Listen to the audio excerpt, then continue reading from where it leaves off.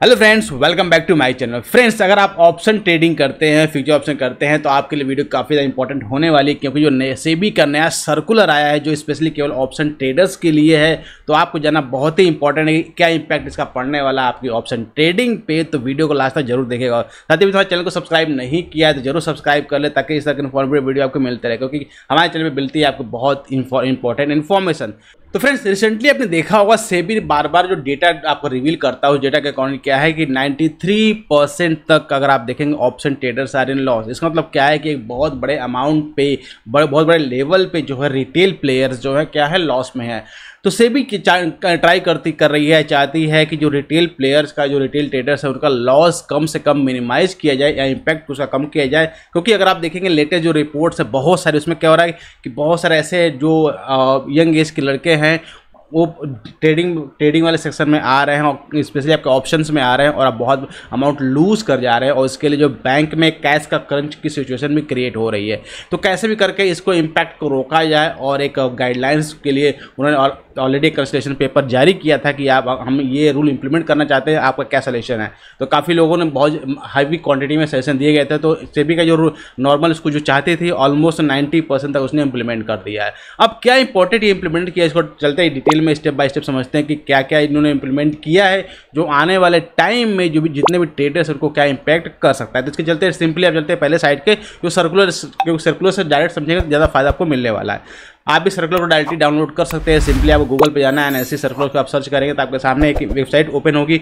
इस वेबसाइट को अगर आप देखेंगे यहाँ पे सेकंड नंबर पे आपको एक बहुत ही सिंपल सा एक कॉलम दिखेगा, October 1, 2024 measures to strengthen the equity and derivatives framework to increase the investor protection and market stability. इसको आप डाउनलोड कर लेंगे, यहाँ से जी फाइल में डाउनलोड होगी। डाउनलोड करके आप पूरा सर्कुलर इसको रीड कर सकते हैं। तो मैं आपको सर्कुलर को बताता हूँ सर्कुलर है क्या। अब बहुत ही ईजी लैंग्वेज समझाऊंगा जिससे आपको नॉर्मल एक यूजर भी समझ जाएगा कि सर्कुलर है, क्योंकि नॉर्मल लैंग्वेज थोड़ी सी हार्ड होती है तो समझने में दिक्कत होती है, लेकिन यहाँ मैं बहुत ही इजी तरीके में आपको समझाने की कोशिश करने वाला हूँ।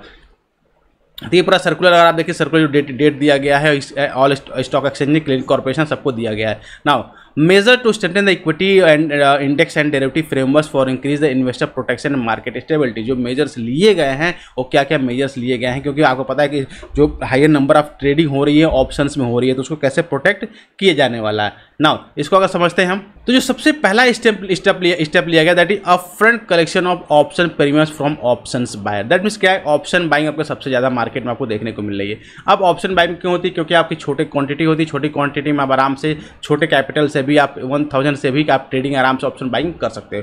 अब क्या करें, upfront collection of option premium. अब प्रीमियम ज़्यादा कलेक्ट किया जाएगा ऑप्शंस बायर से। इसका मतलब ये है कि अगर आप सपोज कोई पहले 100 रुपये में कोई लॉट बाय करते थे तो अब उसको उस लॉट को बाय करने के लिए आपको ज़्यादा क्वांटिटी या ज़्यादा अमाउंट आपको देना पड़ेगा। कितना अमाउंट देना पड़ेगा ये तो आपको आने वाले दिनों पता चलेगा कितना अमाउंट पे करना पड़ेगा। लेकिन नॉर्मली अब आप एक नॉर्मल प्लेयर जो, क्योंकि अगर सिंगल लॉट या 2 लॉट पे ट्रेड करते हैं तो जाहिर सी बात है कि उनके लिए अब थोड़ा सा चैलेंजिंग हो जाएगा, क्योंकि उनको आप फंड ज़्यादा लेके आएंगे तभी आप वो ट्रेड कर पाएंगे, अदरवाइज आप ट्रेड नहीं कर पाएंगे।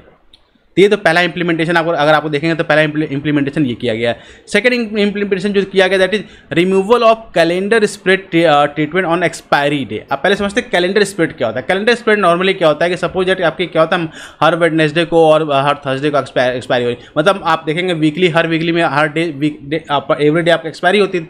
उसमें केस में क्या होता है, ऑप्शन बायर जो ऑप्शन सेलर्स होते हैं वो क्या करते हैं कि सपोज दैट आपकी अभी चल रहा है अक्टूबर आपका, तो आप अक्टूबर की एक्सपायरी की क्या करेंगे, वो सेल कर देंगे और दिसंबर के एक्सपायरी को बाय कर लेंगे। क्लियर। इस तरह से करके क्या करते हैं, कैलेंडर स्प्रेड बनाते हैं, जिससे क्या होता है कि आराम से एक उनको रेंज मिल जाता है और आराम से अच्छा खासा पैसा वो बना पाते हैं। लेकिन इसमें अब उसमें क्या होगा कि इसको खत्म किया जा रहा है, किसमें, एक्सपायरी वाले डे पे। एक्सपायरी वाले डे पे क्या होता है, नॉर्मली आप देखते हैं कि मार्केट एक रेंज होता है, उस रेंज में ऑलमोस्ट सबको पता चल रहा है कि मार्केट इस रेंज में एक्सपायर करने वाला है। तो उसके अकॉर्डिंग क्या करते हैं, उस ऑप्शन को सेल कर देते हैं कि जहाँ पर लगता है कि मार्केट इसके ऊपर जाने वाला नहीं है। सपोज दैट मार्केट क्या कर रहा है कि अगर इस लेवल पर ट्रेड कर रहा है, आपको पता है कि मार्केट इसके ऊपर नहीं जाने वाला, तो इसके ऑप्शन को सेल कर देंगे आराम से, तो इसका उनको प्रीमियम अच्छा खासा कलेक्ट है। अब तो एक्सपायरी वाले डे को इसको खत्म करने जा रहे हैं, मतलब कैलेंडर स्प्रेड जो है आपका खत्म हो रहा है एक्सपायरी वाले दिन के लिए। तो ये एक ऑप्शन सेलर्स के लिए थोड़ा सा एक इम्पैक्ट करने वाला है। बात करते हैं सेकंड जो थर्ड स्टेप जो लिया गया that is your intraday monitoring on position limits. अब ये क्या होता, पहले क्या होता था कि नॉर्मल जो डे क्लोज होता था, ध्यान रखिए, डे जब क्लोज होता था तो उस क्लोजिंग पे ही आपकी जो पोजीशंस है उसको मॉनिटरिंग की जाती थी कि क्या क्या कितने पोजीशंस आपके ओपन है, क्या आपके रूल्स और कितने आपके मार्जिन के वैल्यू है। लेकिन अब इंट्राडे बेसिस पे ही, मतलब जो भी इंट्राडे बेसिस में क्या था, पूरे दिन में ही आपके किसी भी टाइम में जो आपकी पोजीशन है उसको मॉनिटर किया जाएगा, क्या क्या पोजीशन में क्या फ्लक्चुएशन हो रहा है, तो उसके अकॉर्डिंग जो भी स्टेप लेना हो वो स्टेप आपकी लेगा। तो ये भी आपका नया इंप्लीमेंटेशन आपको देखने को मिलने वाला है। मैं बात करते हैं नेक्स्ट का, जो सबसे इंपॉर्टेंट पॉइंट है, जो सबसे ज़्यादा इंपैक्ट करने वाला that is contract size of index derivatives. अब इसमें देखिए बहुत सिंपल सा, पहले जो कैलकुलेशन होता था सिंपली जो कैलकुलेशन था 5 लाख से 10 लाख का कैलकुलेशन होता था। इसका मैं सिंपल बहुत सारे लोगों को ये टर्म समझ नहीं आएगा 5 to 10 लाख का मतलब क्या होता है। मैं बहुत सिंपल तरीका से समझाता हूँ। सपोज आप एक कैलकुलेटर मैं ओपन कर लेता कि आपको समझ में आ पाएगी मैं क्या कह रहा हूँ।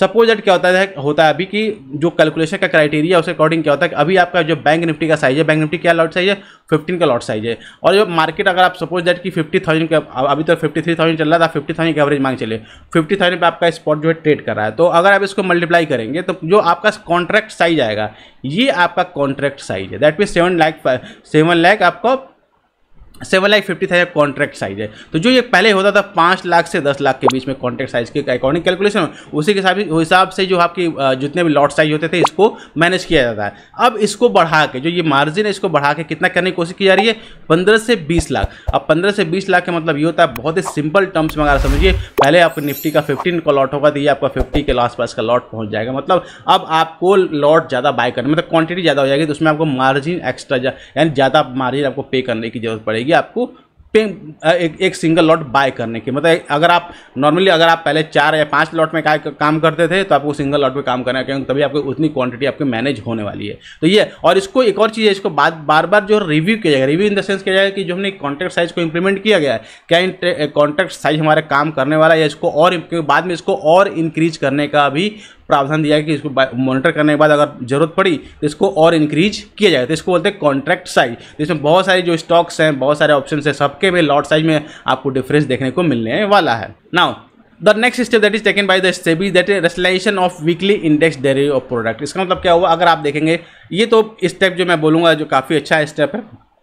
रीज़न क्या है, अगर आप बहुत पहले से ट्रेडिंग करते हैं तो पहले केवल एक ही दिन एक्सपायरी होती थी बैंक निफ्टी और निफ्टी, दैट इज थर्सडे को आपकी एक्सपायरी होती थी। फिर क्या क्या बाद में ब्रेक किया गया, बैंक निफ्टी फिर निफ्टी को किया गया, फिर आपके सेंसेक्स को किया गया, फिर मिडसिपी निफ्टी को किया गया। तो ये हर दिन आपकी एक्सपायरी दी गई। इससे क्या होगा, ट्रेडर्स बहुत ज़्यादा जो है हीरो ट्रेड प्ले करने लगे और उसके चक्कर में बहुत बड़ा लॉस होने लगा। क्लियर। अब इसको खत्म किया जा रहा है। दैट मीन आपको 2 तरह के इंडेक्स है, आपका एनएससी इंडेक्स है और आपका बीएसई इंडेक्स है, ठीक है। और एनएससी में जो आपके लिस्ट जो एंटाइटीज़ है, अगर बात करते हैं एनएससी के एंटाइटीज़ की हम, तो यहाँ पे आपको बैंक निफ्टी मिल जाएगा, फिर आपको निफ्टी मिल जाएगा, फिर आपको फिर निफ्टी मिल जाएगा, फिर आपको मिडसिपी निफ्टी मिल जाएगा। क्लियर। बात करते हैं बीएससी की आपको बैंकेक्स मिल जाएंगे, सेंसेक्स मिल जाएगा। क्लियर। तो इनका क्या होगा कि अब इनको मतलब एनएससी को एक दिन मिलेगा, बीएससी को एक दिन मिलेगा, मतलब 2 दिन अगर मिलते हैं तो वीकली कॉन्ट्रैक्ट जो है एनएससी एक ही रख सकता है, बीएससी भी आपकी एक ही रखता है। मंथली कॉन्ट्रैक्ट तो रखेंगे जाहिर सी बात, लेकिन एनएससी जो हर दिन एक्सपायरी हो रही थी आपकी खत्म होने वाली जा रही है, केवल एक दिन एक्सपायरी होगी। तो काफ़ी अच्छा ये होने वाला है, क्योंकि बहुत ज़्यादा हेडक हो गया था, बहुत ज़्यादा प्रॉब्लम्स हो रही थी और इसके वजह से रिटेल ट्रेडर बहुत ज़्यादा लॉस में हो रहा था। ये स्टेप बहुत काफ़ी ज़्यादा काबिल तारीफ आपको कह सकते हैं। अभी तो हमने डिस्कस कर लिया कौन कौन से चेंजेस होने वाले। अब इंपॉर्टेंट पॉइंट है कि चेंजिंग आपके इंप्लीमेंट कब से हो रहा है। तो इसके लिए आपको देखेंगे एप्लीकेबिलिटी ये जो आपका कॉलम है इसे बहुत सिंपल है, टोटल 6 स्टेप लिए गए हैं। इसमें जो upfront collection of option premium from buyer, जो ऑप्शन बायर है, ये आपको फरवरी 1, 2025 से, मतलब काफ़ी लंबा टाइम अभी है इसको आपको अडॉप्ट करने के लिए। सेकंड आपका removal of calendar split treatment from the expiry day, ये भी आपका 1 फरवरी 2025 से लागू होने जा रहा है। Third intraday monitoring of position limits, ये आपका 1 अप्रैल 2025 से लागू हो जाएगा। काफ़ी ज़्यादा टाइम से होना है, क्योंकि इसके जो भी मैकेनिज्म होगा अपना एक्सरसाइज की जाएगी। Contract size of index derivatives नवंबर 20 से स्टार्ट हो जाएगा। मतलब जो कॉन्ट्रैक्ट साइज है आपके इंडेक्स डेरिवेटिव्स को, उसको चेंजिंग करना, जो मॉडिफिकेशन करना है, वो आपको इसी ईयर 2024 में नवंबर 20 से आपको इंप्लीमेंट कर जाएंगे। मतलब जो आने वाले टाइम में आपको पता चलेगा कितने लॉट साइज के आपके कॉन्ट्रैक्ट साइज होने वाले हैं। Then regulation of weekly index derivative products, ये भी आपका नवंबर 20 से स्टार्ट हो रहा है। And then increase of the tail risk coverage on day position expiry, ये भी आपको 20। मतलब अगर आप इसको देखेंगे तो दो तीन आपके जो डिसीजन है, डिसीजन नंबर 4, 5, 6, ये आपके इसी ईयर नवंबर 20 से इंप्लीमेंट किए जाने वाले हैं। फिर आपका एक डिसीजन अप्रैल 1 से और 2 डिसीजन जो है आपके नेक्स्ट ईयर फरवरी से स्टार्ट होने वाले हैं। तो काफ़ी हैंडी आपको ये चेंजिंग देखने को मिलने वाली है।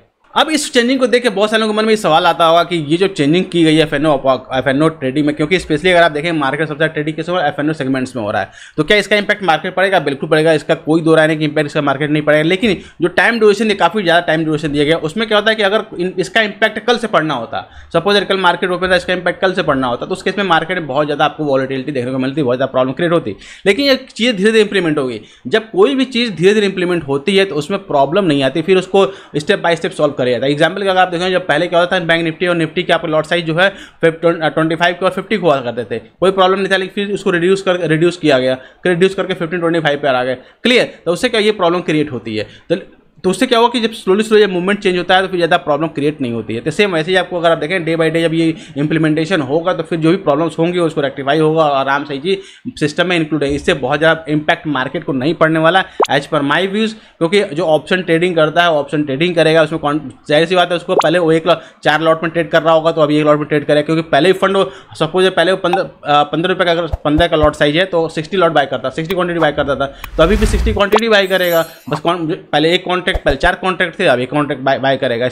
ऐसे निफ्टी का आपको होने वाला है, तो हर इंडेक्स में सेम है आपका होने वाला है। हाँ ये होगा एक्सपायरी वाले दिन जो भी केवल सिंगल और वीकली आपका एक एक्सपायरी होने वाला है, तो उसमें एक्सपायरी वाले दिन काफ़ी ज़्यादा वॉलेटिलिटी आपको देखने को मिल रही है। इसमें ऑप्शन जो राइटर्स हैं उनको ज़्यादा प्रॉब्लम होने वाली है, क्योंकि फ्लक्चुएशन ज़्यादा होगा, तो फिर ऑप्शन राइटर जो आराम से पैसे मिलते हैं वो आपको नहीं मिलते, क्योंकि मैक्सिमम टाइम जो है ऑप्शन राइटर ही पैसा मार्केट से बनाता है। तो उस केस में उनको थोड़ा सा प्रॉब्लम आपको देखने को फेस करने पड़े, तो उनको एडजस्टमेंट जो भी करना होगा उस एडजस्टमेंट करने में थोड़ा सा टाइम आपको देखने को मिल सकता है। तो गाइस ये थी डिटेल इन्फॉर्मेशन आपके एनएससी के नए सर्कुलर के बारे में। तो कमेंट सेक्शन जरूर लिख के बताइए कि आपको ये जो एनएससी का सर्कुलर कैसा लगा, और जो मैं आपको डिटेल इसका एक ओवरव्यू दिया कैसे आपको कैसा ये इंपैक्ट करने वाला है, तो उसके बारे में आप कमेंट जरूर करेगा। मिलते हैं नेक्स्ट वीडियो में next analysis. Till that be fearless, live fearless.